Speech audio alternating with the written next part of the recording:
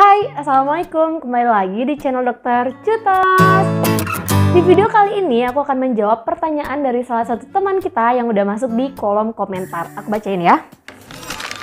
Dok, mau tanya, usia normal anak tengkurap itu berapa bulan ya? Dan kalau udah waktunya tengkurap tapi belum bisa tengkurap, bagaimana solusinya? Terima kasih, semoga ada penjelasan dari dokter. Sama-sama, semoga ada pencerahan ya. Nah, sebagai orang tua pastinya kita seneng banget dong kalau anak kita punya skill baru. Contohnya aja tengkurap, ini seperti perkembangan awal dia yang signifikan. Dan biasanya orang tua itu juga sering ya membanding-bandingkan. Loh, anak dia kok udah bisa tengkurap, anakku belum, kenapa ya Allah? Ya, kita tidak perlu membanding-bandingkan perkembangan setiap anak. Karena perkembangan setiap anak itu unik dan berbeda. Yang perlu kita tahu adalah ilmunya. Apakah tumbuh kembang anak kita itu sesuai dengan kurva, sesuai dengan usianya atau tidak. Jadi, kita boleh dong khawatir. Kita harus tahu, khawatirnya masih wajar atau sudah perlu mencari bantuan. Dan juga gimana sebenarnya cara mengoptimalkan perkembangan anak. Sebelum kita mulai, jangan lupa support channel ini ya dengan cara tekan tombol subscribe, juga lonceng supaya kalian dapat notifikasi kalau ada video terbaru. Juga buat kalian yang ada saran, pertanyaan, bisa banget langsung drop di kolom komentar atau DM di Instagram @cutos. Oke, langsung aja ya. Sesuai dengan tabel Denver, usia anak tengkurap atau telungkup ya, atau kalau di sini tuh membalik, itu 75%-nya adalah usia 4,3 bulan dan juga 90%-nya usia 5,4 bulan. Terus kalau sebelum usia 4 bulan dia udah bisa tengkurap gimana? Ya bagus dong. Tapi gimana kalau misalnya udah usia 6 bulan dia belum bisa tengkurap? Nah, ini udah termasuk ke dalam red flags ya, atau tanda bahaya. Kita harus tahu dulu nih, ada red flags referral guidelines. Jadi kalau misalnya anak kita ada tanda-tanda berikut di usianya, maka harus di revert to specialist atau dokter anak ya. Yuk kita lihat.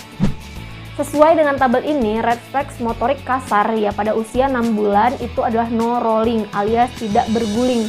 Jadi kalau misalnya usia 6 bulan, anak belum berguling, sebaiknya diperiksakan ke dokter anak. Oh iya, untuk tumbuh kembang anak jangan lupa dipantau melalui aplikasi Primaku ya. Ini adalah aplikasi dari Ikatan Dokter Anak Indonesia.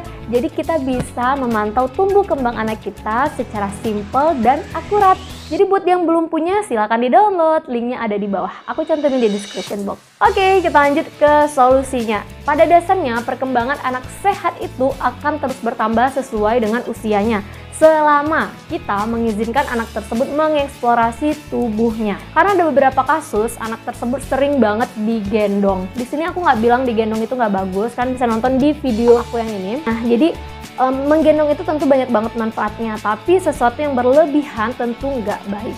Nah, kemudian yang kedua, anak tersebut sering banget ditaruh di ayunan, di stroller, di bouncer. Intinya adalah dia kurang waktu untuk mengeksplorasi tubuhnya. Jadi first, kalau kita punya kebiasaan tadi, hilangkan dulu ya. Karena ini bukan anak kita yang terlambat, tapi kita yang memperlambat perkembangan anak kita. Kita lanjut ke cara stimulasi tengkurap. Yang pertama itu adalah tummy time. Jadi tummy time ini sebenarnya sih nggak khusus untuk tengkurap ya, tapi lebih ke perkembangan motorik kasar secara umum. Nah, tummy time itu adalah memposisikan bayi tengkurap. Bisa di paha ibu, di dada ibu, maupun di playmat. Inisiasi menyusui dini itu adalah tummy time pertama dia loh. Nah, selanjutnya kita bisa melakukan tummy time 2-3 menit ya, senyaman bayinya. Biasanya sih Naurin itu pas masih awal-awal tummy time biasanya setelah dia mandi, paling cuma 2 menitan, 3 menitan gitu udah ya, karena manfaatnya itu banyak banget ya. Yang pertama itu adalah untuk menguatkan otot-otot leher, dada, lengan, untuk keseimbangan, juga untuk mencegah flat head atau kepala peyang. Jadi selama tummy time itu buatlah jadi suasana menarik buat dia, bisa dengan mainan untuk mempertahankan posisi tengkurapnya. Pokoknya tetap diawasi dan senyaman mungkin. Oke, kita lanjut ke stimulasi yang kedua ya. Sekarang aku lagi sama Naurin. Oh iya, sebelumnya kalau Naurin lagi main kayak gini, aku pakein dia minyak telon dulu. Hai, Naurin pakai minyak telon dari Duda dulu ya. Ini adalah minyak telon kesayangan Naurin sejak dari lahir loh. Cukup teteskan 5-10 tetes di telapak tangan, terus uel-uel deh ke kulit babynya. Manfaat dari minyak telon ini adalah untuk menghangatkan, terbebas dari gigitan nyamuk. Dan yang paling aku suka dari minyak telon ini adalah kandungan green tea essential oilnya yang bikin wanginya beda dan enak banget. Cobain yuk! Simulasi yang kedua ini kita lakukan dengan cara memposisikan Aurin. Bentar ya. Kita belajar ya. Nah, memposisikan bayi dalam posisi terlentang, kemudian kita melipat kakinya ke arah berseberangan. Ini kita mau ke sebelah kanan, kita lipat kakinya ke sebelah kanan. Nah, terus kita dorong bokongnya. Nah, dia akan berusaha untuk tengkurap. Mungkin di awal-awal dia itu akan terjepit tangannya, tapi it's okay. Biarkan dia berusaha sendiri untuk melepas tangannya. Nanti lama-kelamaan dia akan terbiasa untuk melepas tangannya. Tapi kalau dia udah geram, ya udah dibantu aja. Bisa kapan aja dilakukannya, terserah ya, mau berapa kali sehari, yang penting senyaman bayinya. Kalau terus Norin sendiri itu aku udah sering banget ngelakuin ini, memang rutin ya. Usia dia 3 bulan dan waktu usia 4 bulan alhamdulillah dia udah bisa tengkurap mandiri. Sebenarnya kita mungkin sebagai orang tua tuh harus menurunkan ekspektasi kita ya, bukan dia harus tengkurap cepat. Enggak, bukan seperti itu. Yang penting adalah dia tumbuh dan berkembang sesuai dengan usianya. Oke, sekian aja video kali ini. Semoga terjawab ya pertanyaannya.